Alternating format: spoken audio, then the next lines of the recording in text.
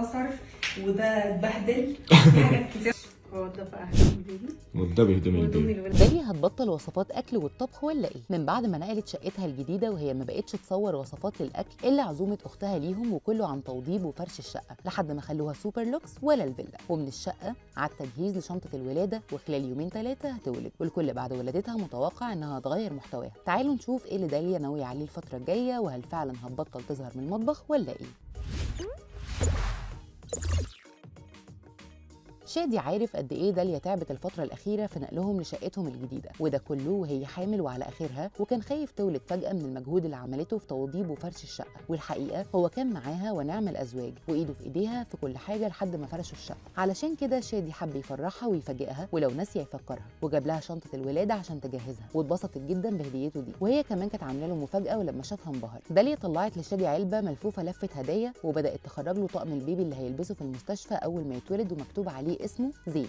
الطقم مكون من سالوبيت وكوفرتا وجوانتي ولكلوك وطاقيه وبافيتا، وكل قطعه عليها اسم ابنهم زين. وعلشان بنتهم كندا ما تغيرش من اخوها الصغير، عملوا لها طاره مكتوب عليها اسمها باللون البينك زي بتاعته باللون السيلفر في ازرق. رغم ان داليا ولدت قبل كده، لكن المره دي متوتره وقلقانه جدا، وما صدقت رصت هدومهم بعد ما نقلوا واستقروا. مفيش يوم رجعت تلمهم تاني، وبدل الشنطه واخده 2.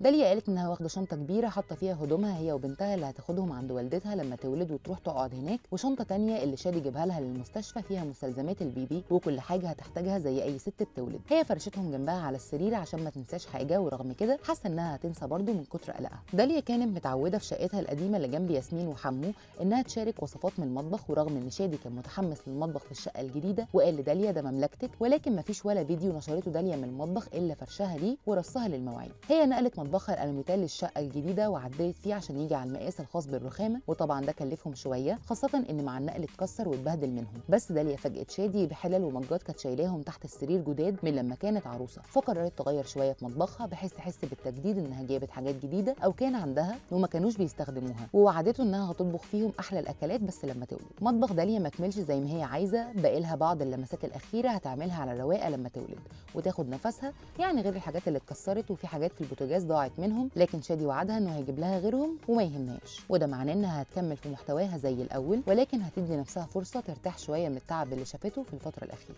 البعض بقى مستغرب من غياب ياسمين وحمو لانهم ما ظهروش معاهم في فرش الشقه ولا راحوا لهم يزوروهم، وكمان داليا خلاص على وش ولاده، وبرده ياسمين ما ظهرتش معاها خالص، بس الاكيد انها لما تولد هيكونوا معاها في المستشفى، وهم محترمين خصوصيتهم في شقتهم، بس وقت ما حد يحتاج للتاني بيلاقيه. شاركونا برايكم في التعليقات.